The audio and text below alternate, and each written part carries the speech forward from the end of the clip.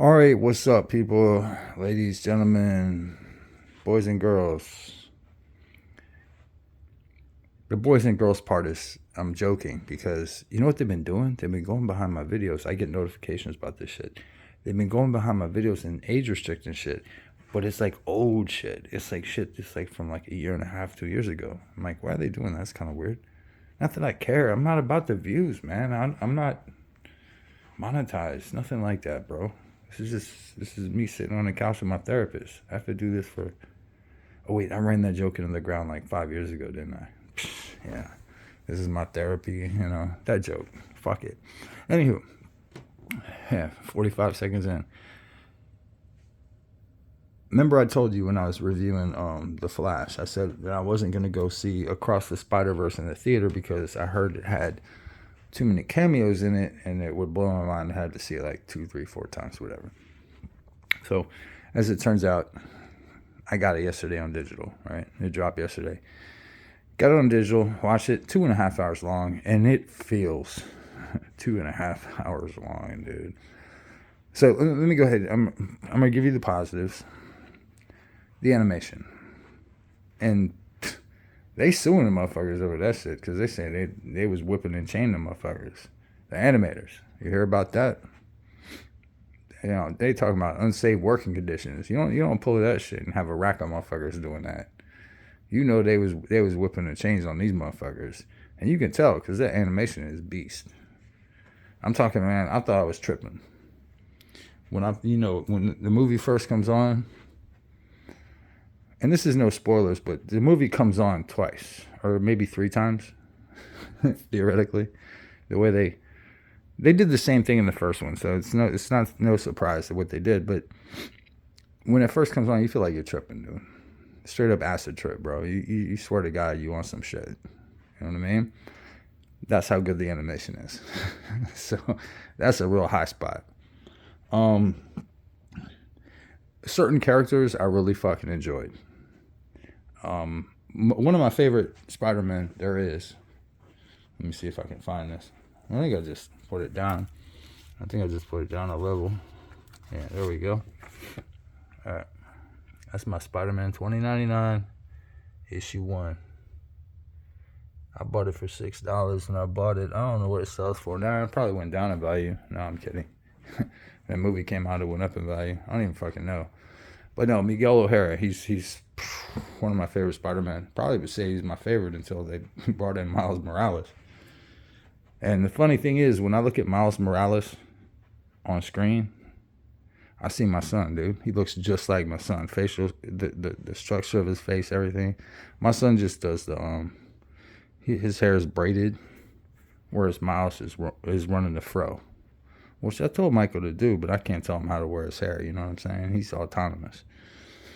So, meaning we let him, me and my wife let him choose how he wants his hair to look. You know what I'm saying? We ain't being no weirdos about that shit. Like, oh no, you have to get a crew cut or you have to grow your shit out. Nah, ain't nobody saying that. I do it high and tight. If I was a brother like him, his complexion, everything, I'd do a high and tight. But that shit might not even be in fucking fashion no more. I don't know, man. I'd be in that motherfucker wearing bell bottoms. Oh, no, wait. Pajamas. I'd be wearing pajamas in the motherfucker. You know what I'm saying? Anywho, yeah, that's about where I got to stop with the, positives in this. I mean, character development, but that's also a negative. I'm going to get back to that in a second. Again, remember, this is a 2.5 hour movie. And what I would say, and this is no spoilers really, what I would say this movie focuses on is it focuses on, first of all, Spider-Gwen. It focuses on her and her relationship with her father. And then, I wouldn't say simultaneously, but it is kind of, like I said, the movie starts a couple times. So Gwen's story is first, and it's her dealing with her dad. And then it flips over to Miles dealing with his dad. And it's just like, and you got to watch the same fucking 45 minutes over again. You know what I mean? It's like they're beefing about different shit, but it's really the same shit. If you're a parent, you know what I'm talking about. What it boils down to is letting go, and it's hard. But you gotta be able to let go, you know what I'm saying? Don't be silly with your shit. At a certain point, you gotta be able to let go, and the whole point before that is to be able to let go. Make somebody strong enough that they can stand on their own 2 feet. That's what a parent's supposed to do. Man, they angsted the fuck out of this whole thing, man. It's like the first hour of the fucking movie between the 2 stories. All to introduce a bad guy that starts off being like a doofus, basically. Like a clown of a bad guy. You know what I mean? Like, doesn't even understand how his powers work. He keeps getting confused. At the end, well, not the end. I'll get to that. That's also a negative. He's like this ultra fucking like badass. Like, all he had to do is jump inside himself over and over again to the point where, never mind. That's not really a spoiler, because what I said doesn't make any sense. So when you see the movie and it still doesn't make any sense, you'll be like, okay, what he said was true. It didn't make any fucking sense. Makes no goddamn sense at all. But theoretically, the power this dude has is like fucking unfathomable. At the end, I mean, but again, not the end. Let me get to that part. So you sit through the entire 2.5 hours of this fucking movie.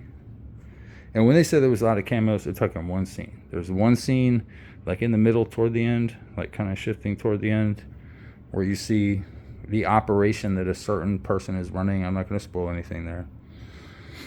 There's an operation whereby pretty much every Spider-Man ever is in this organization, except Miles. And there's a reason for that, and that would be a spoiler if I told you that. But this is a minor spoiler, because at the end, there is no end. I'm not even going to say it's a cliffhanger. A cliffhanger is you see somebody... Cliffhanger means somebody's hanging on a cliff. They got their hand on the cliff, and they're trying to climb back up, and then their hand goes like this, and and then like boop, done till next season. That's a cliffhanger. That's what that means. This just kind of ended on a fizzle. It's like, okay, we're hearing the story. Let's just stop now. There wasn't no fucking cliffhanger, dude. It was just kind of like, okay, we're done. I've never seen that in a movie. Never even, like, okay, take John Wick 3, right? I'm not talking about 4. I'm not talking about the latest one. I'm talking about the one before that. The one where Winston actually shoots him and he falls off the fucking building and he hits everything on the way down and then hits the ground. And then you see the Lawrence Fishburne's character, the fucking, the king of the Bowery, whatever, he comes in and scoops him up. And then 4 starts right off, like, not right off, but, John Wick's been rehabilitated, getting his strength back up, etc. That's a cliffhanger. Because when you saw the end of 3, you're like, oh shit, what the fuck happened? Why did Winston shoot him? Etc. etc. You had all these questions. You were like, that's a genuine cliffhanger. Man, this motherfucking movie, it's just like, it's like somebody said, okay, we can go to 2 hours, 35 minutes, and 43 seconds. After that, we gotta go. It's a wrap. You know what I'm saying? Now, as far as heroes go, and I don't want to, if I hear somebody say this movie's woke, it's not woke. There might have been one part where somebody said something different. That, who the fuck cares? People deserve representation. I'm tired of fucking being on that bandwagon. You know what I mean? It ain't like, oh, Gwen Stacy's gay the whole... No, she's not gay, dude. If you actually see fucking shit, you'll understand what's going on. But, you always have these smarter than thou types on the fucking internet that think, like, everything's woke. Yeah, there's a lot of woke shit out there. Let's call the spade, but if it's the heart, don't be trying to call it a spade, man. You're like, well, if you take the heart and you flip it upside down, you put a little trunk on it, it's a spade, bro. Paint it black. Think about it, it'll make sense what I just said. As far as bad guys, the main bad guy, I think, pretty powerful. I guess, in his final form. The guy evolves over the course of the fucking movie. He starts off being a goofball. But, like, he, no spoilers, keeps reabsorbing him, jumping into his own. When you see his powers, you'll understand what I'm talking about. But it's like he can go infinitely deep into himself to the point where he can go Think about if you saw the What If series, like the way the Watcher could kind of like be looking at everything and see everything, and then when Infinity Ultron, my boy Infinity Ultron, when he came in, he busted through the glass to where he could see dude and be on the same level of existence. Think about it like that, but it's just one guy. And then like there is another bad guy, but again, I'm not spoiling anything. Don't want to spoil anything, dude. If I spoil for you like the second main bad guy, that would be disrespectful. So I'm not going to do that. I'm not going to spoil anything for anybody. But sometimes a bad guy is not actually the bad guy. And what I liked about this movie, to kind of finish this off, it's a long video, but fuck it, whatever, you know. He only let me out of jail for fucking 3 hours a day, so I gotta utilize it the best I can. So fuck it, call it 11 minutes, you know what I'm saying? But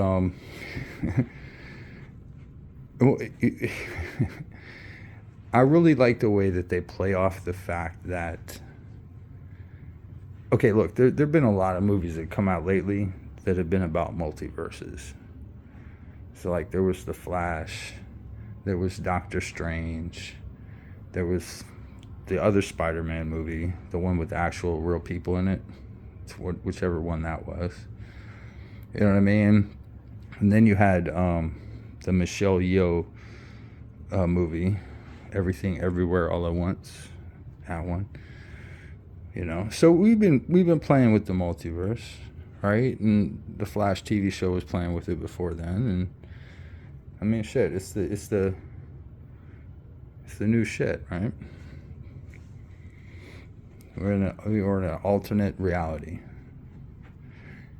This movie's kind of doing that, but it has a unique take that I think is pretty cool when it comes to Miles Morales and why he's not in the like Council of Spider People.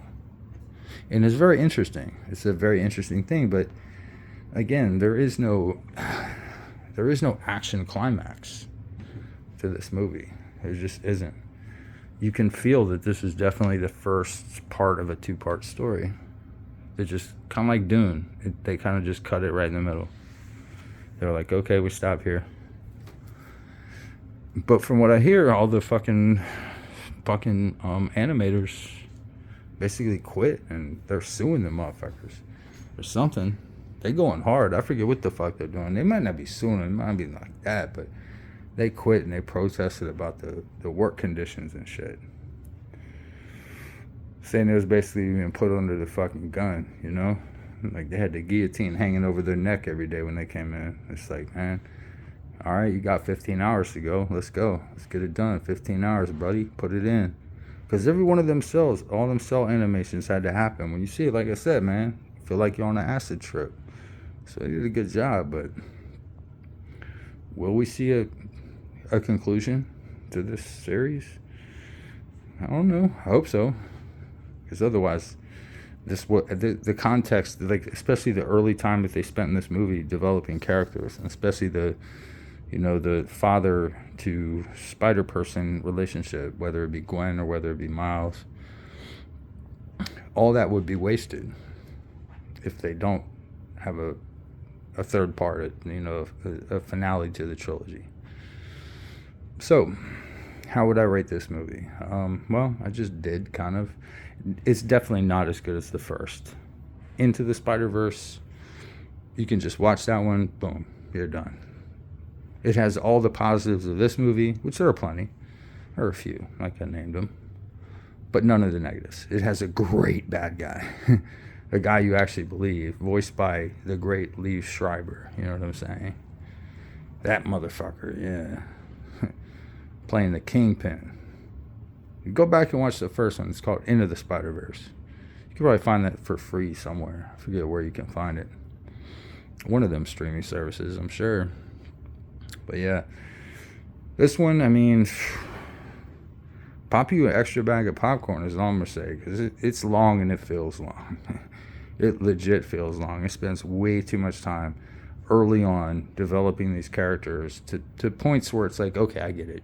I get it. Oh, okay, all right. You're developing. Okay, Gwen, I get it. Okay, I mean, look, dude, her father. Okay, and then it's 20 more minutes of that bullshit, and then you flip over to Miles, and it's like, same shit, different day. You know what I mean?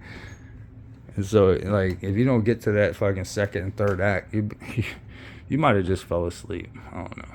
So, yeah, that's my thoughts on Across the Spider-Verse. Out of 10, what would I give it? I don't know. For the animation, 10 out of 10. For everything else, maybe 5 out of 10. With a sequel, that could go up to 7 out of 10. So, let's just do 6.75 out of 10. Is that a new system? Yeah. Probably only for this fucking movie. That's how gay it was. Yeah, it was that arithmetic.